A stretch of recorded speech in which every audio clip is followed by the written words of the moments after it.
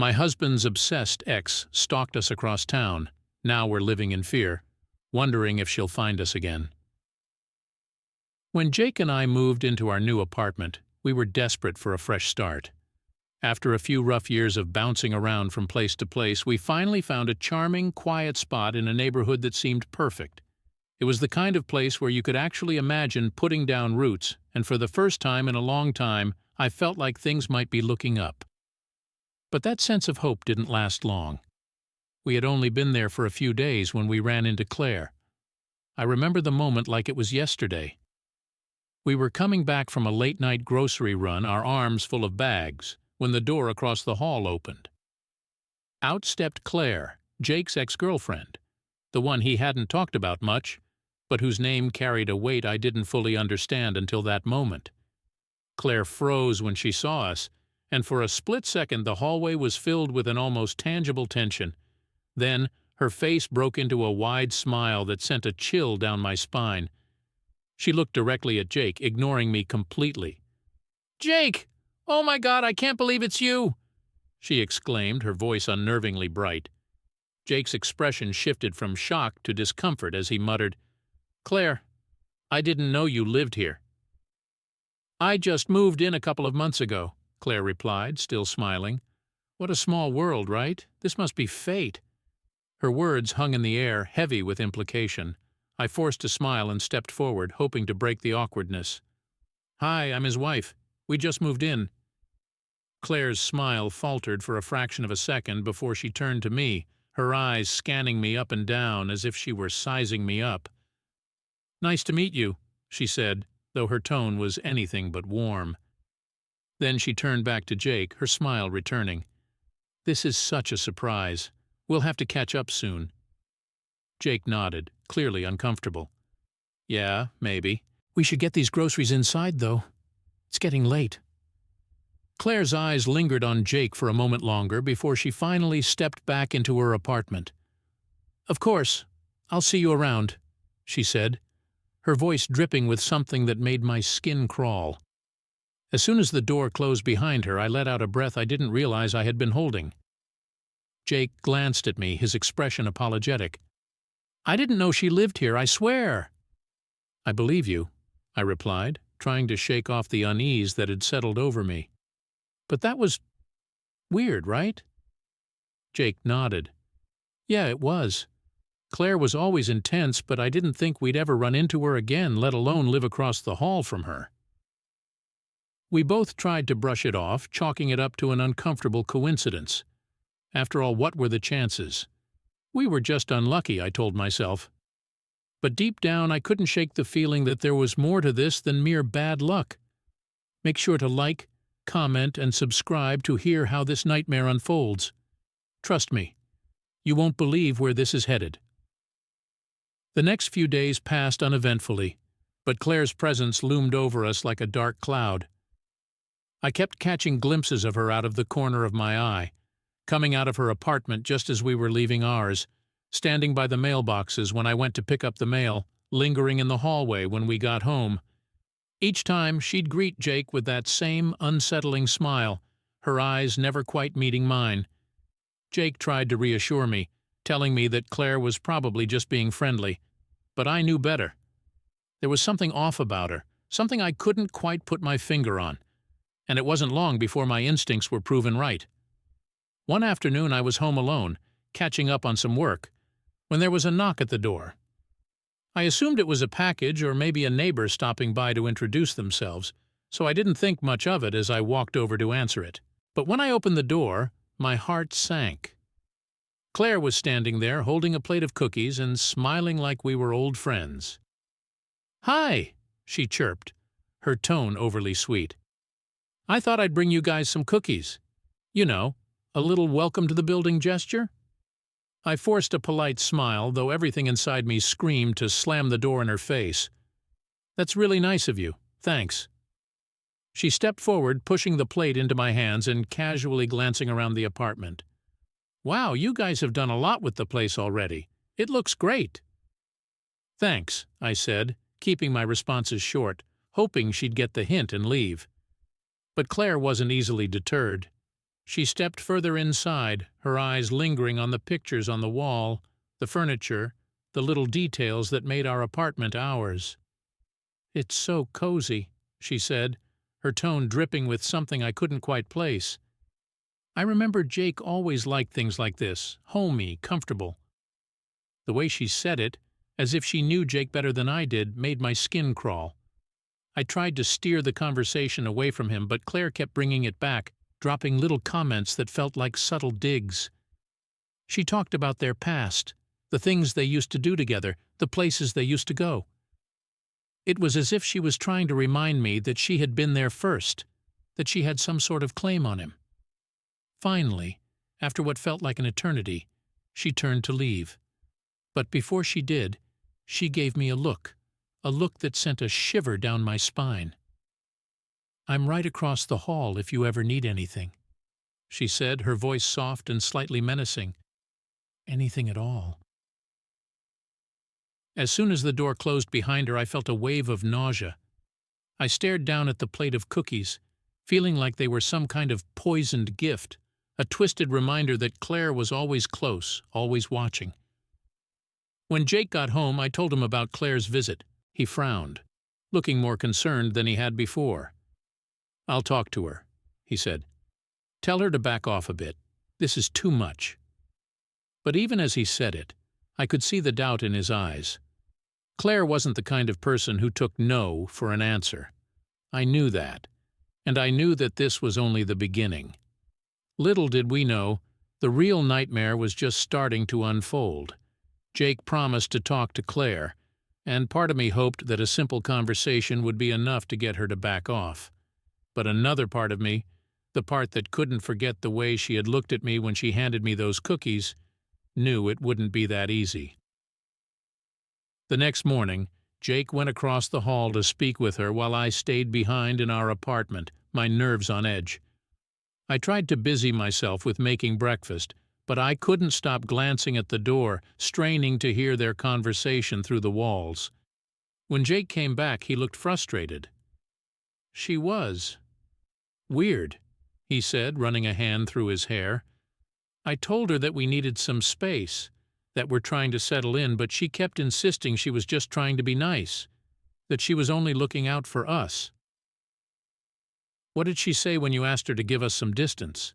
I asked, already knowing the answer but needing to hear it. "She said she understood, but I could tell she was upset," Jake admitted. "She kept saying things like, 'I just want to make sure you're happy, Jake,' and 'You know I'm always here for you.' It felt more like she was trying to guilt me than actually agreeing to back off. I sighed, feeling a sense of dread settle in my stomach. I don't think she's going to stop." Jake looked at me, his expression conflicted. "I know, but what else can we do? We've already asked her to give us space. Maybe she'll ease up now that she knows how we feel." But Claire didn't ease up. In fact, her behavior grew more erratic. She started showing up outside our apartment at odd times, claiming she was just passing by, even though it was clear she had no reason to be there. She'd knock on our door for the flimsiest of excuses. She needed sugar. She wanted to borrow a book. She had an extra ticket to a concert that she just knew Jake would love. One evening, Jake and I were sitting on the couch, trying to relax after a long day, when there was a soft knock on the door. We exchanged a look, both of us already knowing who it was. Jake sighed and got up to answer it. Sure enough, it was Claire, standing there with a bottle of wine and a hopeful smile. "Hey, I was thinking we could have a little get-together. Just like old times," she said, holding up the wine. "Remember how we used to do this, Jake? It'll be fun." I could see the tension in Jake's posture as he tried to politely decline. "Claire, it's been a long day. We're really just trying to wind down. Maybe another time?" Her smile faltered, and for a moment I thought she might actually take no for an answer. But then her eyes flicked to me, and something hardened in her expression. "Oh, I see," she said, her voice dropping slightly. "You're too busy for me now. That's fine. I get it." Before Jake could respond, she turned on her heel and walked back across the hall, her movements stiff with barely concealed anger. The bottle of wine still dangled from her hand, unopened, as she disappeared into her apartment and slammed the door behind her. I watched her go, a knot of anxiety tightening in my chest. "This isn't normal, Jake," I said, turning to him. "She's not just being friendly. She's trying to force her way into our lives." Jake nodded, looking more worried than ever. "I know. I'll talk to the landlord tomorrow. Maybe they can say something to her, or at least let us know if there's anything we can do about it." The next day, Jake went to speak with the landlord while I stayed home, trying to push the growing sense of unease out of my mind. But no matter what I did, I couldn't shake the feeling that Claire was watching us, waiting for the right moment to make her next move. When Jake came back, he didn't have much good news. "The landlord said they can't really do anything unless she's breaking the rules or causing a disturbance," he explained. "He suggested we document everything in case it escalates. But until then, we're basically on our own." We started documenting Claire's behavior, keeping a log of every interaction, every strange encounter. We took photos of the notes she left on our door, detailing each time she showed up unannounced. It felt paranoid, but we needed to protect ourselves. A few days later, something happened that shook us both to the core.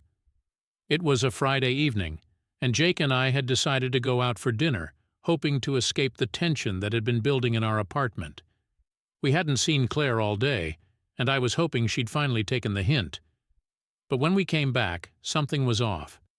As soon as we walked into the apartment, I knew something wasn't right. There was a strange feeling in the air, a sense of wrongness that made my skin crawl. I stopped in the entryway, looking around, trying to figure out what was bothering me. "Do you smell that?" I asked Jake, my voice shaky. He sniffed the air and frowned. "Yeah, it smells like perfume." My heart started to race. I knew that scent. It was the same perfume Claire had been wearing the first time we ran into her. "Jake, someone's been in here," I whispered, dread pooling in my stomach. Jake's eyes widened as the realization hit him. He quickly checked the locks, but they hadn't been tampered with. Still, the smell of Claire's perfume was unmistakable, lingering in the air like a ghost. We searched the apartment, looking for any sign of a break-in, but nothing was out of place, except for one thing. On the coffee table, right in the middle where we couldn't miss it, was a single red rose. I stared at it, my mind racing. We hadn't bought it. There was no way it could have just appeared there on its own. Jake's face went pale as he picked up the rose, his hand trembling slightly. "This wasn't here when we left," he said, his voice tight with fear. I shook my head, my heart pounding in my chest. No, it wasn't. There was no question in my mind about who had left it. Claire had been in our apartment. Somehow she had gotten in, and she had left us this twisted little gift as a reminder that she was always watching, always nearby. "We need to call the police," I said, my voice trembling with a mix of fear and anger. Jake nodded, already pulling out his phone. As he dialed, I looked around the apartment, suddenly feeling like it wasn't our home anymore. Claire had violated our space, invaded our lives, and I knew that this was only the beginning. The police arrived within the hour, taking our statements and checking the apartment for any sign of forced entry. But there was nothing. They couldn't find any proof that Claire had broken in, no fingerprints, no signs of a struggle. The officers were sympathetic, but without concrete evidence, there wasn't much they could do. "Change your locks," one of them advised. "And if you notice anything else suspicious, call us immediately." We had the locks changed the next day, but it didn't bring the comfort we hoped for. The idea that Claire had found a way into our home was terrifying, and even with new locks, I couldn't shake the feeling that she could find a way in again. For the next few days, we lived in a state of constant tension, waiting for the next shoe to drop. Claire didn't show up at our door, and we didn't see her in the hallway, but the unease never left us. Every time we walked into the apartment, I was afraid of what we might find. And then, one night, the nightmare escalated in a way we never could have imagined. It was late, and Jake and I were getting ready for bed, when we heard a loud noise outside the door. It was a soft thud, followed by the unmistakable sound of something sliding under the door. My heart jumped into my throat as I ran to the entryway, my mind racing with worst-case scenarios. When I opened the door, there was no one there, but lying on the floor was another rose, this one accompanied by a note. I picked it up with trembling hands and read the words scrawled across the paper in Claire's familiar handwriting. "You can change the locks, but you can't keep me out." I gasped, dropping the note as if it had burned me. Jake came rushing over, grabbing the note from the floor and reading it, his face hardened with anger and fear. "She's not going to stop," he said, his voice shaking with barely contained rage. "She's going to keep pushing until she gets what she wants." "And what she wants is you," I whispered, feeling a cold wave of terror wash over me. We were no longer safe in our own home. Claire had made that abundantly clear, and the thought of what she might do next was more terrifying than anything I could have imagined. The note left by Claire sent shockwaves through our lives. It was a clear message that our attempts to protect ourselves were meaningless to her. She had already violated the sanctity of our home, and now she was taunting us, letting us know she could do it again any time she wanted. The fear was suffocating, and the sense of helplessness was even worse. Jake and I spent the next day in a daze, trying to figure out our next move. We both knew that staying in the apartment was no longer an option. Claire had found a way into our home once, and there was no guarantee she wouldn't do it again. The thought of her watching us waiting for the perfect moment to strike made my skin crawl. We needed to get out, and fast. "We have to move," Jake said, his voice steady but filled with a grim determination. "We can't stay here. Not when she knows exactly where we are." I nodded, unable to disagree. "But where do we go? What if she follows us? What if she finds us again?" Jake ran a hand through his hair, clearly as frustrated as I was. "We'll find a place far from here. We'll change our numbers, keep our new address off the grid. We'll do whatever it takes to disappear. We just need to be smart about it." It was the only plan we had, and though it felt like a desperate move, it was better than waiting for Claire to escalate her behavior even further. We started searching for a new apartment that day, and by the next morning, we had found a place on the other side of town. It wasn't ideal, smaller, older, and less secure, but it was available immediately, and that was all that mattered. We packed up our things in a blur of activity, not even bothering to sort through everything. We just wanted to get out as quickly as possible.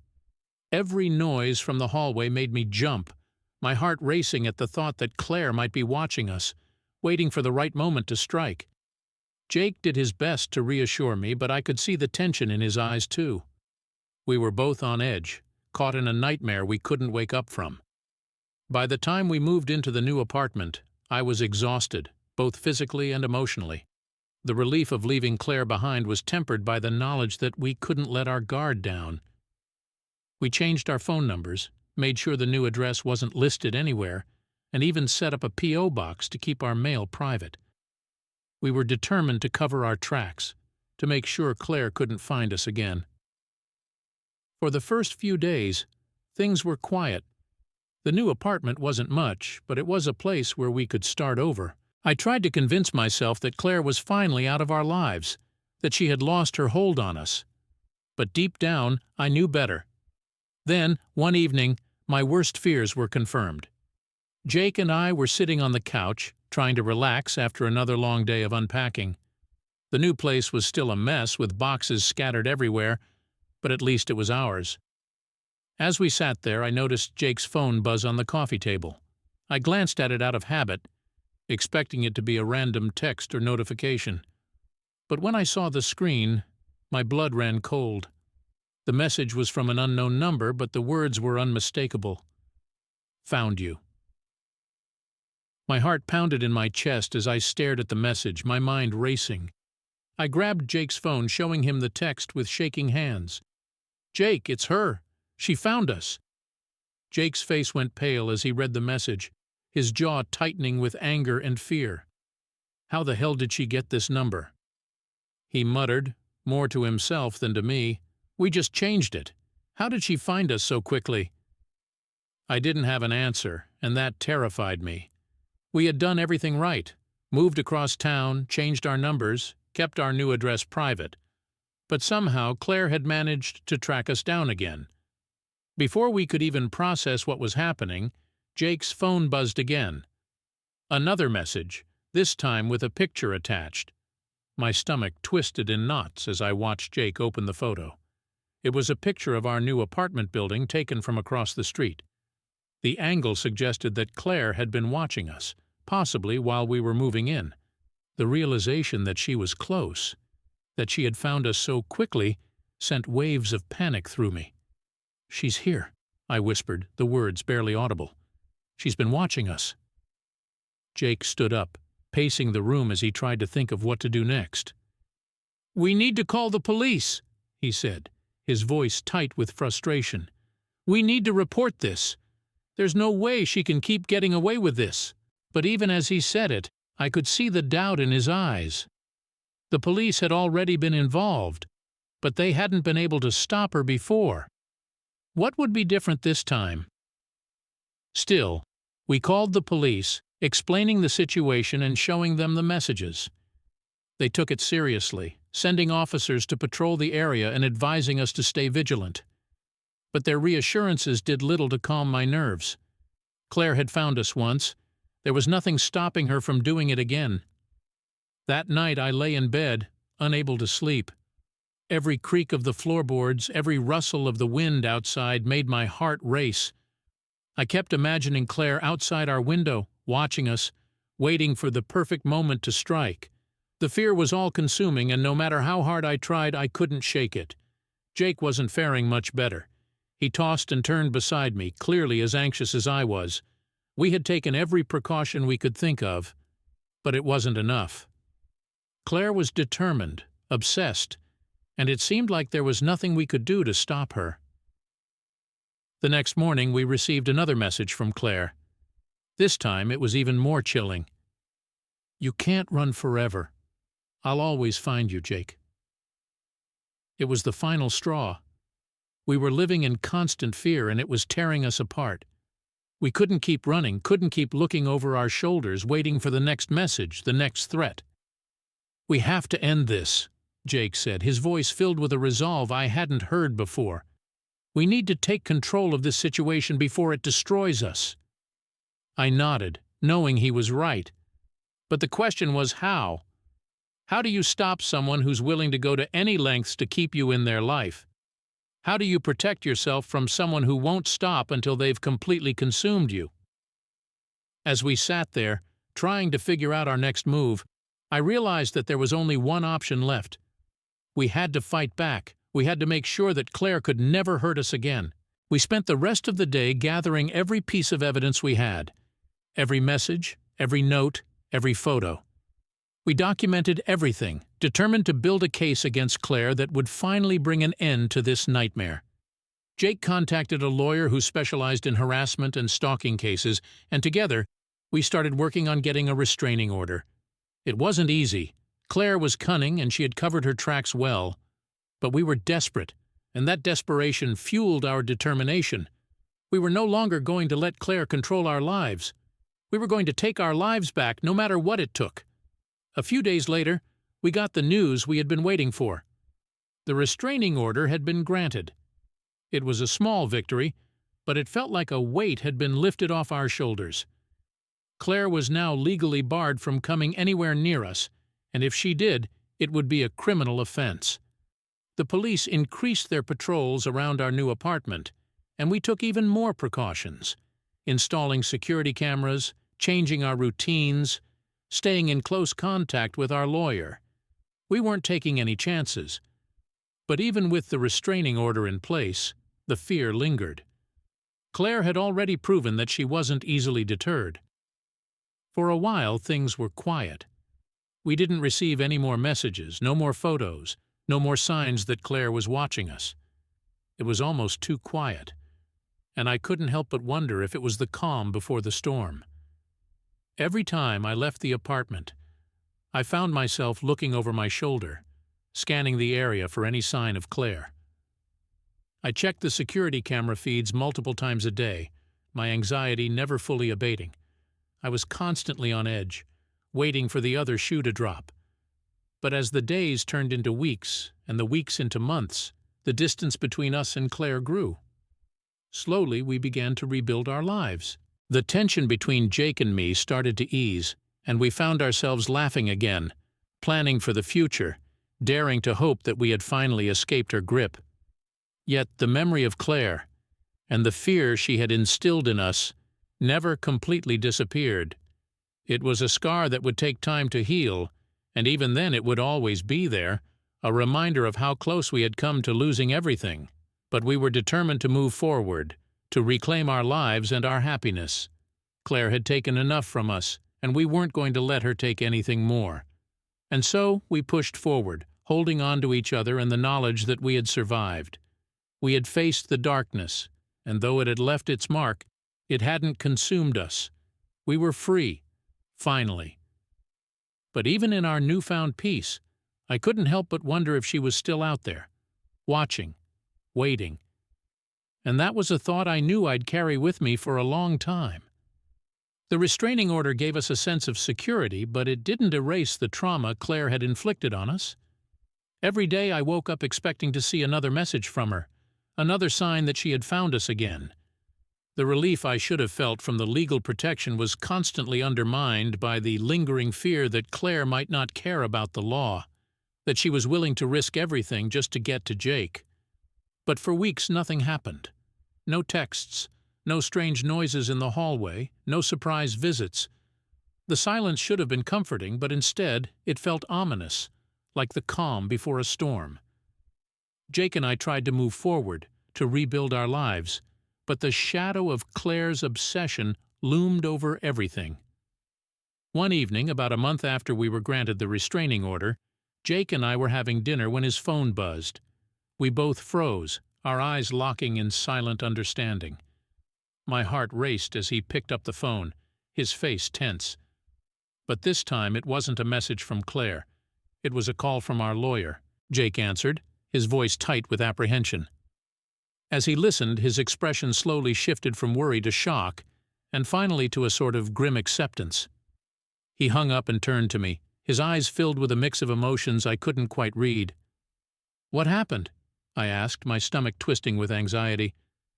"They found her," Jake said quietly. "Claire, she's in police custody." I blinked, trying to process what he was saying. "What?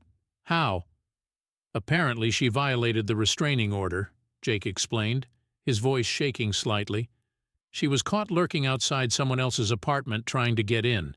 The police arrested her, and when they ran her name, they found the restraining order we had filed." A wave of relief washed over me, but it was tempered by the unsettling realization that Claire hadn't stopped. She had simply moved on to someone else, another victim of her obsession. The thought made me sick to my stomach. "What's going to happen to her?" I asked, not sure if I even wanted to know the answer. Jake shook his head. "I don't know. The lawyer said she's being held on multiple charges, stalking, breaking, and entering, violating the restraining order. They're going to push for a restraining order against her from the other person, too. It's possible she could face jail time." Jail time. The words hung in the air, heavy with finality. It should have been a victory, a moment of closure, but instead, it felt hollow. Claire had wreaked havoc on our lives, and now she had done the same to someone else. The idea that she might finally be held accountable was comforting, but it didn't erase the fear she had instilled in us. Over the next few days, we received updates from the lawyer about Claire's case. It seemed that the evidence against her was strong enough to ensure that she wouldn't be able to hurt us, or anyone else, for a long time. The other victim had agreed to testify, and the police had gathered enough proof to build a solid case against her. But despite the good news, I couldn't shake the feeling of unease. Jake and I had been living under the shadow of Claire's obsession for so long that it felt impossible to believe it could really be over. Every time I stepped outside, I still found myself looking over my shoulder, half expecting to see her standing there, waiting for us. It was a habit I couldn't seem to break. Jake, too, was struggling to adjust to the idea that Claire was out of our lives. The tension that had once bound us together now seemed to fray at the edges. We were both trying to move on, but the fear and anxiety lingered, making it difficult to truly feel at peace. One night, after another restless evening of staring at the ceiling, I turned to Jake in the darkness. "Do you think we'll ever really be free of her?" Jake was silent for a long time, and when he finally spoke, his voice was heavy with emotion. "I want to believe we will be, but I think it's going to take time. Time to heal, time to let go of the fear." I nodded, knowing he was right. Claire had left a mark on us, one that wouldn't fade overnight. But we had survived, and that was something. We had faced her obsession, her threats, and her attempts to control our lives, and we had come out on the other side. That had to count for something. As the days turned into weeks, Jake and I slowly began to rebuild our lives. We focused on the things that mattered: each other, our future, the life we wanted to create together. We started making plans again, talking about our dreams, our hopes, the things we had put on hold during the chaos with Claire. There were still moments of fear, still nights when I woke up in a cold sweat, convinced that Claire was outside watching us. But those moments grew less frequent as time passed. The memory of Claire began to fade, replaced by the small, everyday joys of living without the constant threat of her presence. Months later, Jake and I took a trip to the beach, something we had been planning since before everything with Claire had started. It was a simple trip, just a weekend getaway, but it felt like a milestone. As we walked along the shore, the waves crashing gently against the sand, I felt a sense of peace that I hadn't felt in a long time. Jake took my hand, squeezing it gently. "We made it," he said, his voice filled with quiet relief. "We're finally free." I looked at him, feeling a warmth spread through me. For the first time in what felt like forever, I believed him. We had made it. Claire was no longer a part of our lives, no longer a shadow looming over our every move. We were free, and we were going to be okay. As I watched the sun set over the water, I let go of the last remnants of fear that had held me captive for so long. Claire was gone, and she couldn't hurt us anymore. It was time to start living again, to embrace the future we had fought so hard to protect. Thank you for sticking with me through this difficult journey.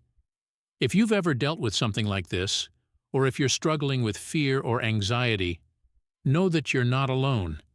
It takes time to heal, but it's possible. We all have the strength to overcome our fears and reclaim our lives. I'd love to hear your thoughts, experiences, or any advice you might have. Let's support each other in finding peace and moving forward.